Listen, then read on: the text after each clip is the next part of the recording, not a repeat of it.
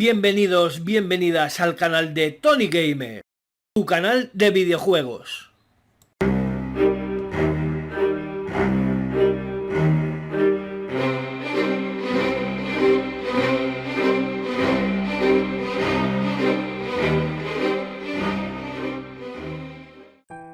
Hola amigos y amigas del canal de Tony Gamer, ¿qué tal estáis? Bienvenidos, bienvenidas a este recopilatorio de todo lo que ha pasado a lo largo de este The ABC Murders. Aquí está cronológicamente todo el juego, ¿vale? Lo hemos ido desbloqueando a medida que hemos ido jugando y aquí está en 32 viñetas todo lo que ha pasado en el juego.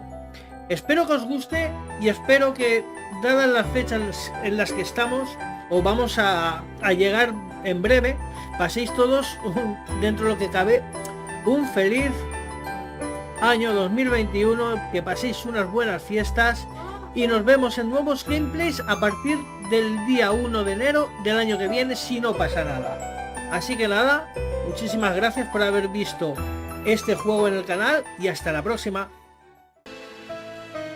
When Franklin understands that his brother's inheritance is going to be stolen from under his nose, he decides to get rid of him.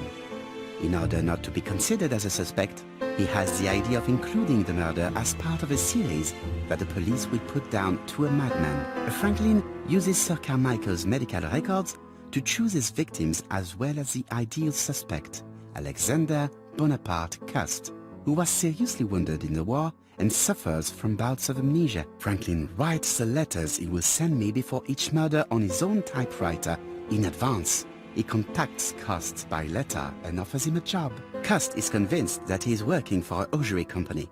In reality, it is Franklin that sends him his instructions, his goods, and even his typewriter. When we receive the first letter, Hastings thinks that it is a joke. As for me, filled with foreboding, I prefer to inform Chief Inspector Japp. Following his written instructions, Cust goes to Andover. He visits Mrs. Asher's tobacco shop and sells her a pair of stockings. After Cust's visit, Franklin, in turn, enters the tobacco shop. Mrs. Asher is not suspicious of the murderer, whom she takes to be an ordinary customer. The old lady turns around to take a packet of cigarettes. She is beaten to death. We investigate the first murder with Hastings. No suspect has a motive. A few weeks later, we receive a second letter signed ABC. Chief Inspector Japp is informed. The victim's name should start with the letter B.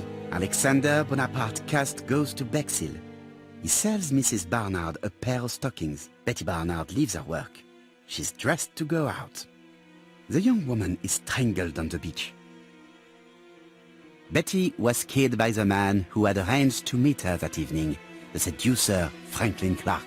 In Bexhill, Donald Fraser appears to be the perfect suspect for Betty's murder, but he has no connection with Mrs. Asher. 5 days after the Bexhill murder, Cust goes to Churston for his work. In the afternoon, Sauergret turns away a stocking seller. After dinner, Sir Carmichael Clark takes his usual walk. His brother waits for him, hidden behind a bush. The murderer leaps out from his hiding place and cuts Sir Clark's throat. The third letter arrived late. Franklin deliberately wrote a wrong address. In Churston, Thorogray and Franklin Clark are the main suspects. Back in London, Cust is seized by violent coughing fit and brings up blood. He stains his shirt, which later frightens his landlady. We receive the final letter from ABC. The next murder will be in Doncaster. The second general meeting in London highlights the common point between the victims: stockings and a throat condition. Cust's landlady telephones the Scotland Yard to tell them about her suspicions. Cust is arrested shortly afterwards in Doncaster. Franklin had planned a fourth murder in Doncaster. He abandons the idea after Cust's arrest. Cust confesses to the crimes he did not commit. He's an easy culprit. Too easy. Franklin Clark is unmasked. He is the true culprit and the man who manipulated Cust. And there we have it. Another case solved by Hercule Poirot.